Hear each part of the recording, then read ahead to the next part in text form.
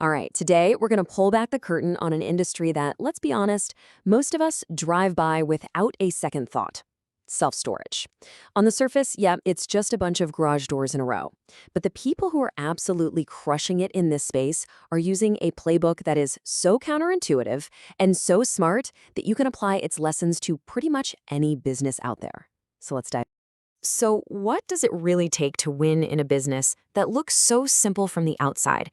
You know, it's not about having the newest buildings or even the cheapest prices. The real secret is in a very specific playbook that basically throws a lot of conventional wisdom right out the window.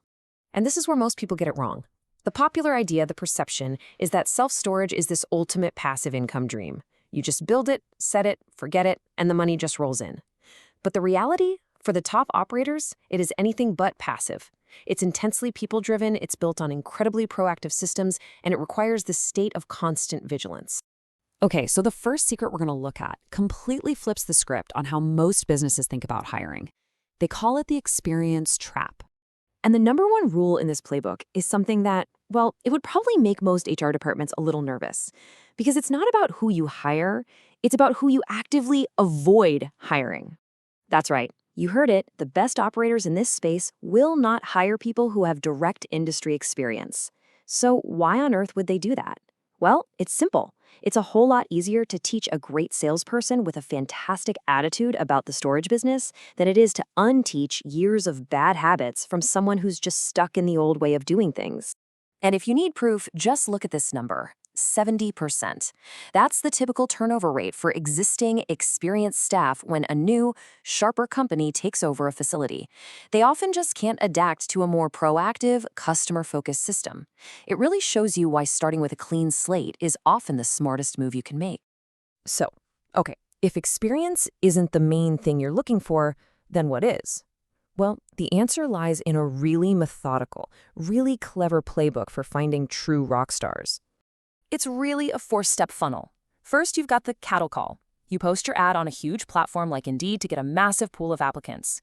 But then step two is the flake filter. This is brilliant. You put one simple, specific instruction in the ad, something like, use this exact subject line in your email. If they can't follow that simple direction, application deleted, you're out. Then, in the interview, you're looking at attitude, not just the resume. And finally, there's a 90-day probation period. It's a trial for everyone to make sure it's really the right fit. So it all boils down to this. You hire for attitude and adaptability, not a piece of paper. It's about being slow and deliberate in your hiring, using that probation period to protect both sides, and maybe most importantly, avoiding anyone whose favorite phrase is, well, that's the way we've always done it. That's a huge red flag. Now, this proactive mindset, it doesn't just stop with the people you hire. It extends to fortifying the physical property itself. And trust me, this goes way, way beyond just putting up a simple fence. On the high-tech side of things, it's all about creating layers of deterrence. Of course, you've got your motion-activated lights and cameras, that's a given. But the really smart operators add cameras that have pre-programmed voice announcements. I mean, imagine you're a thief, you sneak onto the property, and suddenly a voice booms out of nowhere, "Smile, you're on camera." That's gonna freak you out, right? They also require really high-quality disc locks, not those flimsy little padlocks, making every single unit a much harder target. But here's the thing, tech isn't everything. The simple, low-tech details are often just as powerful.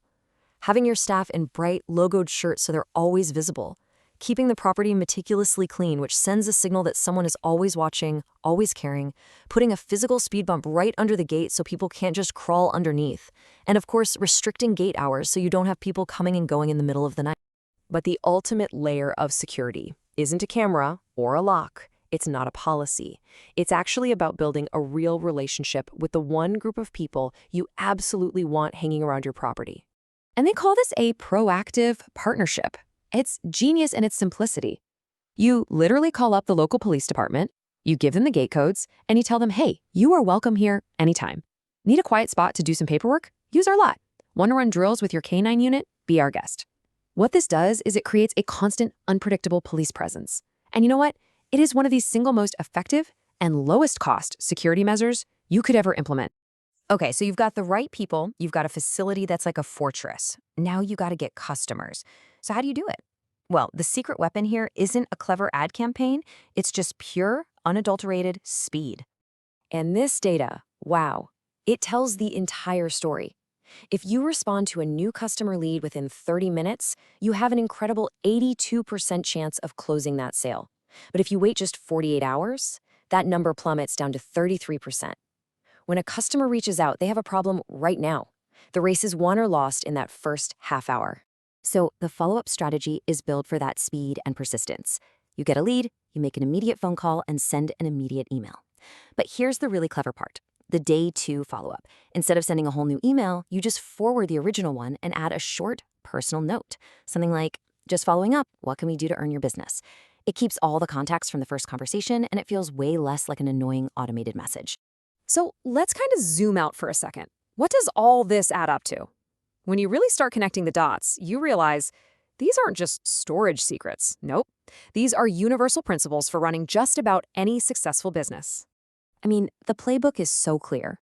You put people first by hiring for attitude. You systematize everything important so your processes are clear and repeatable. You're proactive. You don't wait for problems to happen. You build systems to prevent them. You understand that with customers, speed always wins. And finally, you foster partnerships that make your whole community stronger. And that's true whether you're selling storage units, software, or sandwiches. And that really leaves us with one final question. For you, we just spent this time looking at the hidden, unseen complexities of a so-called simple business.